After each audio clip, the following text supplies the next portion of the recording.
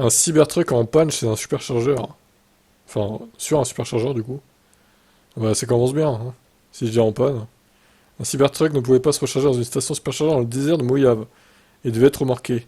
Mais il nous a donné une comparaison de taille à moitié décente avec le F-150 Raptor.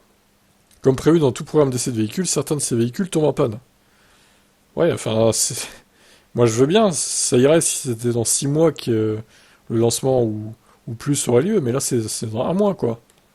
Donc c'est un peu inquiétant. J'ai eu la chance de repérer le Cybertruck au compresseur de Mojave en Californie.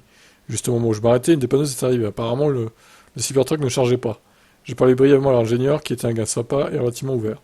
Il a dit qu'en toute honnêteté, il ne connaissait pas l'autonomie, car toutes les RC n'affichent que les pourcentages de batterie, mais a dit quelque chose du genre aussi bon ou meilleur qu'un Model X.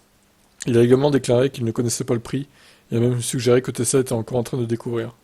Moi, je trouve ça trop fort quand même. Les mecs, le machin, il sort dans un mois et quelques. Ils ont toujours pas annoncé le prix officiel. Alors certes, en 2019, ils avaient annoncé un prix, mais ça sera plus le même en fait. Clairement, parce que le marché a évolué, l'inflation est passée par là. La guerre, le Covid, etc. Je n'accorderai pas trop de poids à ce que disent les employés de Tesla, car ils ont pour instruction de ne rien révéler.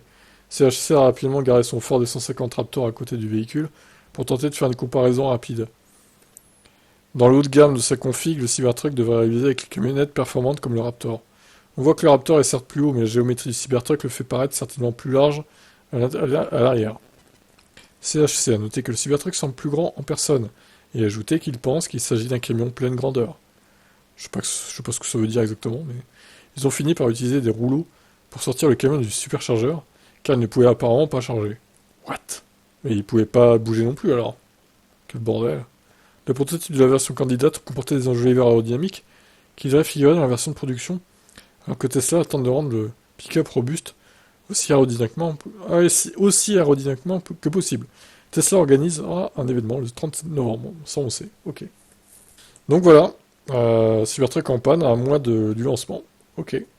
Alors, c'est qu'une panne peut-être que les autres n'ont pas eu de panne, hein, c'est peut-être pas très grave, hein. Mais bon, c'est toujours une pub négative, hein, du coup, je vous laisse commenter.